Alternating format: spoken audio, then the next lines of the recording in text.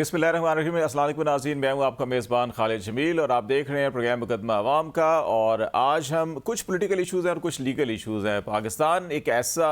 हमें सरजमीन दिखाई देती है जहाँ संडे को भी ख़बरों का अंबार होता है और सिलेक्शन बड़ी मुश्किल हो जाती है कि किस खबर को डिस्कशन के लिए लिया जाए, किसको छोड़ा जाए। अभी गुज़श्ता रोज़ जो है कि सुप्रीम कोर्ट ऑफ पाकिस्तान में एक बड़ी डेवलपमेंट हुई जो मखसूस नशिस्तों के केस के हवाले से पूरे पाकिस्तान में ही नहीं, पाकिस्तान से बाहर भी जो पाकिस्तानी मुकीम है या जो बड़े मराकज़ हैं सियासत के, उनकी नज़र थी कि अच्छा ये क्या फ़ैसला होगा। उस फैसले में इख्तलाफी नोट जो है कि वो 29 पेज का जारी किया गया, लेकिन अभी तक जो अक्सरियती जजेस का फ़ैसला था वो उसकी डिटेल सामने नहीं आई, वो अभी तक जारी नहीं हुआ। और उस फैसले के ऊपर भी लेके जो है कि कल से आज तक जो है कि बड़ी धुआंधार किस्म की हुकूमती हलकों में भी और अपोजिशन में भी बातचीत की जा रही है, प्रेस कॉन्फ्रेंसें की जा रही हैं। वज़ीर कानून साहब का एक मौक़िफ़ था चंद दिन पहले जब ये फ़ैसला हुआ, और आज वज़ीर इत्तलात जो इस फ़ैसले के बाद जो है कि उन्होंने वज़ीर कानून से बरअक्स एक मौक़िफ़ लिया, वो भी आपसे शेयर करेंगे। और ये क्या सारा मामला चल रहा है। कुछ जो है कि वो एक गवर्नेंस का ओवरऑल वैसे भी इशू पाकिस्तान के अंदर है। केपी की गवर्नमेंट जो है कि उसमें केपी की गवर्नमेंट की अपनी जमात ने जो है कि एक मॉनिटरिंग टीम कमेटी कायम कर दी है कि उनकी गवर्नेंस और जो करप्शन के एलिगेशन है या वहाँ पे जो तर्ज हुक्मरानी है कि उसको मॉनिटर किया जा सके। तो क्या इस किस्म की जो कल्चर है वो हर जगह पे होना चाहिए, ये मामला एक हम डिस्कस कर लेंगे। और फिर कुछ मामला जो है कि वो अच्छी खबरें जो है पाकिस्तान में ऐसे हालात के जहाँ पे जलसे जुलूस की इजाज़त नहीं होती, दफ़ा 144 पूरे पाकिस्तान में हर रोज़ ही लगी रहती है। वहाँ पे गवर्नर सिंध जो है कि वो कराची में धरने वालों को चाय भी पेश कर रहे हैं और आज बिरयानी भी उन्होंने खिलाई है। तो ये क्या इस्लामाबाद और लाहौर के अंदर भी जलसे जुलूस वालों को बिरयानी दी जा सकती है, नहीं दी जा सकती। और कुछ मामला IPPs के हमारे वज़ीर प्लानिंग मनसूबाबंदी के जो वज़ीर हैं, वो वफाकी वज़ीर कहते हैं जी अगर किसी के पास बिजली महंगी का हल अगर है तो अपने माहिरीन ले आएँ ताकि इस मसले को हल कर सकें। तो एहसन इकबाल साहब जो हैं कि वो VN 2025, VN 2030 सारे VN जो है नून लीग के वो वही बनाते हैं, तो फिर उनको क्यों माहिरीन की ज़रूरत पड़ रही है। ये सारे कुछ मिले जुले इशूज़ होंगे जिसके ऊपर बातचीत करेंगे। हाफिज़ एहसान खोकर साहब इस्लामाबाद स्टूडियो में ज्वाइन कर रहे हैं, सीनियर वकील हैं, कानूनदान हैं। और इसके साथ साथ आरिफ चौधरी साहब जो इस्लामाबाद बार के प्रेसिडेंट भी रह चुके हैं, सीनियर वकील हैं। और रियासत अली आज़ाद साहब जो इस वक्त इस्लामाबाद हाई कोर्ट बार के प्रेसिडेंट है, वो भी हमें स्काइप पे ज्वाइन कर रहे हैं। हाफिज़ साहब आपसे हम स्टार्ट कर लेते हैं, ज़रा ये हमें बताइएगा कि इस मामले को लेके मखसूस नशिस्तों के मामले के लेके ख़ास तौर के ऊपर जो है कि ये अमूमन ऐसा मैंने देखा नहीं है कि इख्तलाफी नोट पहले आ जाएँ डिटेल में और उसके ऊपर अभी ये क्वेश्चन रखा हुआ है कि डिटेल जजमेंट आएगी अक्सरियती जजेस की, तो उसके बाद भी जो है कि उन्होंने इसमें कुछ ऐड करना है। तो ये आपको क्या सिचुएशन नज़र आ रही है कि ऐसी मिसालें आपको पहले भी मिली हैं या अगर ऐसी मिसालें बन रही हैं तो ये किस तरफ जा रहे हैं हम? बिस्मिल्लाहिर्रहमानिर्रहीम। खालिद साहब, एक तो ये है कि सुप्रीम कोर्ट के अंदर जब भी कोई केस सुना जाता है और उसके बाद उसका फ़ैसला आता है तो जनरली एक्सपेक्टेशंस तो यही होती है कि जब आप शॉर्ट ऑर्डर दें तो उसके बाद डिटेल रीजनिंग वाला ऑर्डर एट अर्लीस्ट तो दें। लेकिन अनफॉर्चुनेटली हमारे जो हाई कोर्ट्स या सुप्रीम कोर्ट्स हैं वो इस तरफ तवज्जो नहीं देते, और जिसका रिज़ल्ट ये निकलता है कि जो उनके शॉर्ट ऑर्डर की चीज़ें ऐसी होती हैं फिर वो पॉलिटिकली कंट्रोवर्शियल की तरफ भी चली जाती हैं, और उसके बाद एक नई जो कंट्रोवर्सी है कॉन्स्टिट्यूशनल या लीगल जो है वो स्टार्ट होती है। आपने कहा इससे पहले भी इस तरह था कि जब कासिम सूरी वाला case supreme court of Pakistan के अंदर शॉर्ट ऑर्डर आया तो उसके बाद डिटेल ऑर्डर्स जिस तरह जल्दी आना चाहिए तो नहीं आया, लेकिन उससे पहले जो मियां खलील साहब थे जब दोबारा एड हॉक जज आए हैं उन्होंने उससे पहले अपना एक ऑर्डर सदावा दिया और जिसके अंदर उन्होंने आर्टिकल 6 पे बात की, और उसके बाद डिटेल जजमेंट जो थी वो चीफ जस्टिस उस दौर के थे जस्टिस बंदयाल साहब ने की। ये वो डिप्टी स्पीकर की रूलिंग वाला मामला जो इस चीज़ के अंदर है। अब ये है कि एक इंपॉर्टेंट मैटर था जो सुप्रीम कोर्ट ऑफ पाकिस्तान के अंदर आया, और उसके अंदर चाहिए ये था कि आप जब शॉर्ट ऑर्डर आपने दिया है तो आप उसका एट अर्लीस्ट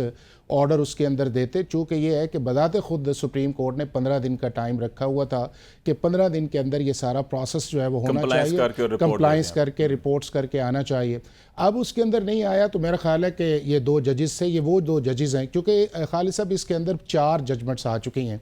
एक जजमेंट जो है वो तो उसको छोड़ दें जो इलेक्शन कमीशन या पेशावर हाई कोर्ट के बाद सुप्रीम कोर्ट के अंदर आए। पहला इसके अंदर लीव ग्रांटिंग ऑर्डर आया था जो 6 मई 2024 को आया। फिर उसके बाद एक जो 8/5 की जजमेंट आई जो 12 जुलाई को आई। उसी तारीख को एक और व्यू आया जो जस्टिस मंदोखेल साहब और चीफ जस्टिस साहब का था, और तीसरा जो है वो उसके अंदर वो आया कि जो जाया आफरीदी साहब का था, यानी कि 4 आ गया, 5वां जो है वो अब आ गया इन 2 जजेस का, जिन्होंने उस दौर के अंदर भी जो 12 जुलाई था उसके अंदर इस ऑल टुगेदर इन पटिशंस को डिसमिस किया था और इलेक्शन कमीशन ऑफ पाकिस्तान के ऑर्डर को और पेशावर हाई कोर्ट के फैसले को अपहोल्ड किए। अब ये है कि सुप्रीम कोर्ट की जो भी जजमेंट आती है, चूँकि हम तीनों कॉन्स्टिट्यूशनल प्रैक्टिस भी करते हैं और सुप्रीम कोर्ट के अंदर जाते हैं,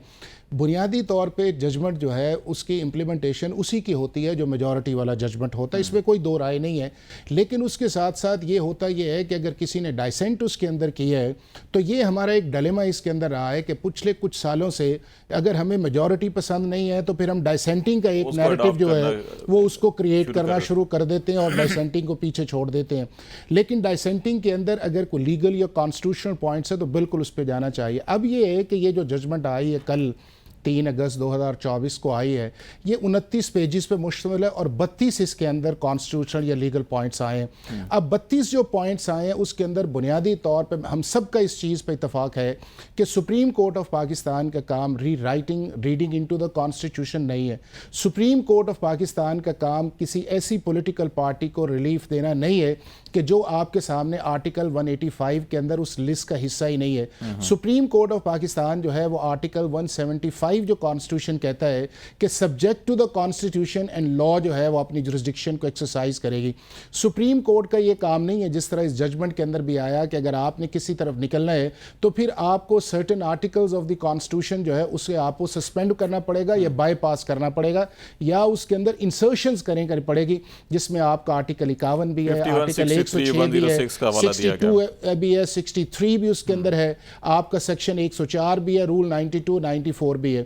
फिर उसके अंदर ये है कि सुप्रीम कोर्ट ऑफ पाकिस्तान का ये है कि डिक्लेरेशन वाला जो टाइम था जो कॉन्स्टिट्यूशन के आर्टिकल 51 के अंदर 3 दिन का था, उसको जो सुप्रीम कोर्ट ऑफ पाकिस्तान ने ओवर एंड अबव करके किया है, वो भी एक टाइम फ्रेम जो कॉन्स्टिट्यूशन के अंदर था, क्या सुप्रीम कोर्ट ऑफ पाकिस्तान उस जुरिस्डिक्शन को एक्सीड कर सकती है या नहीं कर सकती है। और फाइनली जो इंपॉर्टेंट इस चीज़ के अंदर है कि क्या इन टोटो ये एक ऐसा फैसला कॉन्स्टिट्यूशन की किस प्रोविजन के अंदर जो है सुप्रीम कोर्ट करेगी या सुप्रीम कोर्ट कर रही है या सुप्रीम कोर्ट का जो शॉर्ट ऑर्डर है, क्योंकि अगर इस फैसले के अंदर कॉन्स्टिट्यूशनल या लीगल जान होती तो सुप्रीम कोर्ट ऑफ पाकिस्तान कभी भी अपने फैसले के अंदर इन बिल्ट रिव्यू का ऑफर ना करती इलेक्शन कमीशन ऑफ पाकिस्तान को या पीटीआई को, चूंकि आज तक जितने भी हमारे सामने सुप्रीम कोर्ट ऑफ पाकिस्तान के फैसले आते हैं वो कंप्लायंस में जाते हैं और अगर वो नहीं होता तो उससे पहले आप रिव्यू कर देते हैं। लेकिन सुप्रीम कोर्ट ने जो बताते खुद इसके अंदर किया है, और मैं ये समझता हूं कि ये जो 32 पॉइंट्स हैं, इन कॉन्स्टिट्यूशनल पॉइंट्स को अगर वो जजमेंट आती है, चूंकि इन्होंने अपना माइंड डिस्क्लोज कर दिया है, तो इन 32 पॉइंट्स को एड्रेस करना जो है वो मेरा ख्याल है सुप्रीम कोर्ट ऑफ पाकिस्तान के लार्जर बेंच की कॉन्स्टिट्यूशनल और लीगल रिस्पॉन्सिबिलिटी। ये आपकी तरफ आता हूं, 2 पॉइंट जो है कि ये आपने भी जजमेंट देखी होगी जो एहसान खोकर साहब जिन चीज़ों के नुकात की निशानदेही कर रहे थे, ये जो नुक्ता नज़र है कि जी कंप्लीट जस्टिस के लिए, क्योंकि मामला जहाँ से शुरू हुआ था उसको अगर नज़रअंदाज कर दिया, क्योंकि तमाम जजेस का ये ख्याल था कि सुप्रीम कोर्ट के उस फैसले की जिसकी वजह से आज़ाद डिक्लेयर किया गया और पार्टी को इलेक्शन से एक्सक्लूड किया गया, उसकी गलत तशरीह की गई। ये तमाम जजेस ने इसके ऊपर रिमार्क्स दिए थे और इसमें शायद इत्तफाक राय भी है। उसके तनाजुर में अगर देखा जाए तो फिर इस जजमेंट को कैसे देख सकते हैं, और दूसरा जो है कि कुछ नुकात खोकर साहब ने भी उठाए हैं, तो उस हवाले से भी आप अपनी राय दीजिएगा।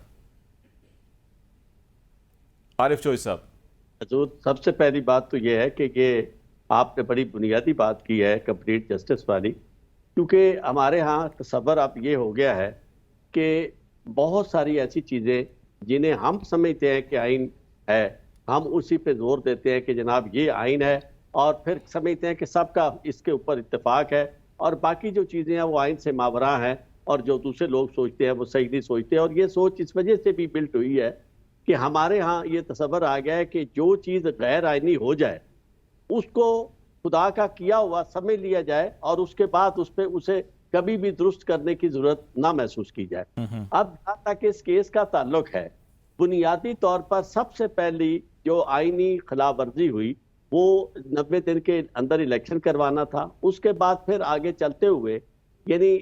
खिलाफ वर्जी इस हद तक हुई कि एक पॉलिटिकल पार्टी को सफाई हस्ती से मिटाने की कोशिश की गई, जो कि कभी आइन का तकाजा नहीं हो सकता। आइन बेसिकली सियासी आज़ादियों को गारंटी करता है, शहरी आज़ादियों को गारंटी करता है। और आर्टिकल 17 जो है उसको तो कोई शख्स कभी उससे हट के जा नहीं सकता, और अगर वो आर्टिकल जो है उसको साकित कर दिया जाए तो उसके बाद तो फिर पाकिस्तान का चलना बहुत मुश्किल हो जाएगा आइन के अंदर। उसकी वजह यह है कि आइन बनाने वाले जो हैं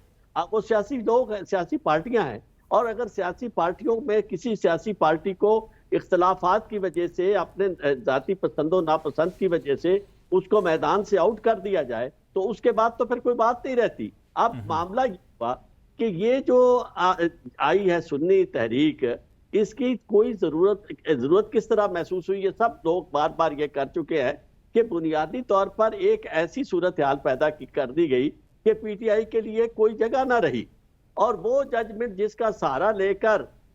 उन्हें आउट किया पीटीआई को, वो थी इंतखाबी निशान से महरूम करना। अब इंतखाबी निशान से महरूम करने वाली जो जजमेंट है, खालिद साहब उसे तो नहीं किया,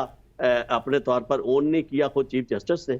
खुद उन्होंने बार बार कहा कि जी इंतखाबी निशान से महरूम करने का मतलब कतन ये नहीं है कि वो पॉलिटिकल पार्टी नहीं रहती। अगर कोई पॉलिटिकल पार्टी है, और जिस तरह के इख्तलाफ के बावजूद सब ने ये कहा कि पीटीआई सियासी जमात थी, सियासी जमात है और सियासी जमात रहेगी, तो जिस सियासी जमात ने रहना है, अगर उसके लिए आपने वो अमल कर दिया कि उसको रास्ता नहीं रहने दिया उसके सर्वाइवल का, और उसको आपने मजबूर कर दिया कि आप उनके लोग या आज़ाद हो या कोई और रास्ता इख्तियार करें, किसी और पॉलिटिकल पार्टी में शामिल हो, वरना उनका काम वो बिल्कुल उनकी हैसियत खत्म हो जाती है। तो आप ये बताएं कि इसको कंप्लीट जस्टिस इससे ज्यादा कहाँ जरूरत थी? जो लोग इस वक्त, मैं आपको एक अर्ज करूं, पाकिस्तान में कभी ऐसा नहीं हुआ था और दुनिया में भी कभी ऐसा नहीं हुआ था कि इख्तलाफी नोट लिखने वाले ये कहें कि जनाब रियासत पाबंद नहीं, या रियासत के इदारे यानी वो इस तरह के फैसले पर अमल दरामद करने पे। इसका मतलब क्या है? इसका मतलब ये है कि हम पाकिस्तान को अपनी मर्जी के मुताबिक चलाना चाहते हैं, और यानी वो तो ख्वाब था किसी का कि जनाब एक्सटेंशन मिले, अभी तक वो जारी है, और उसका रास्ता अगर उस तरह नहीं निकला तो अब दूसरा रास्ता निकाला जा रहा है, और वो ये रास्ता है कि उसके अंदर इस तरह का इख्तलाफ पैदा कर दिया जाए कि इम्प्लीमेंटेशन ना हो। लेकिन जो ये चीज देख रहे हैं वो उन्हें ये नजर नहीं आ रहा कि अगर आइन पे अमल दरामद नहीं होता तो उसका नतीजा क्या होगा। अब तक हम अगर आज इकट्ठे हैं और फेडरेशन कायम है तो वो आइन की वजह से है। जब गैर आइनी रास्ता खुलता है तो उसके नतीजे में वो अलहदगी पसंद तहरीके और नुकसान होता है, जमहूरियत को भी, निज़ाम को भी नुकसान होता है, मुमलकत को भी। मैं जरा आप रियासत साहब से भी एक चीज़ पूछना चाहूँगा कि ये अभी जो चौधरी साहब ने एक नुक्ता उठाया था कि शायद इस मामले को इस तरफ ले जाने की कोशिश की जा रही है कि इस फैसले पर अमल ही ना हो। दूसरी तरफ पार्लियामान के अंदर जो है वो कानून पेश किया गया, बिल पेश किया गया, स्टैंडिंग कमेटी से पास हो गया, और कल पीर के दिन जो है उम्मीद ये की जा रही है कि नेशनल असम्बली से भी और सेनेट का इजलास भी कल बुलाया गया है, तो दोनों से शायद ये कल मंजूर हो जाएगा। और जो वो टाइम फ्रेम था सुप्रीम कोर्ट का कंप्लाइंस टाइम, वो भी 6 अगस्त तक पूरा हो रहा है। तो एक तरफ कानून बन जाएगा, एक तरफ कंप्लाइंस टाइम भी ख़त्म हो रहा होगा, तो ये क्या अमल दरामद इस पे हो जाएगा उस कानून के बाद? क्योंकि उसको तो इलेक्शन एक्ट में जो तरमीम की जा रही है वो उस वक्त से की जा रही है जब वो नाफिजुल अमल हुआ था, तो आप तो पीछे चले जाएंगे हम। तो ये फिर सारी सिचुएशन आपको रियासत साहब इस सूरत हाल में क्या बनती देख रहे हैं?